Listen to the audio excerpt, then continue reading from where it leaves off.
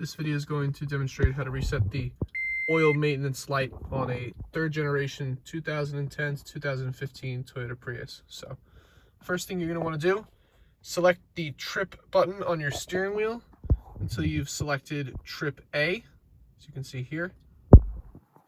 Once that is selected, you're going to want to turn the car off by pressing the power button.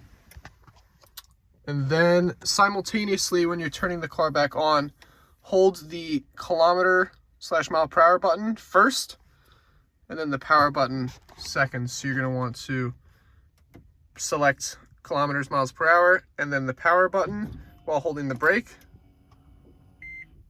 It's resetting oil maintenance data.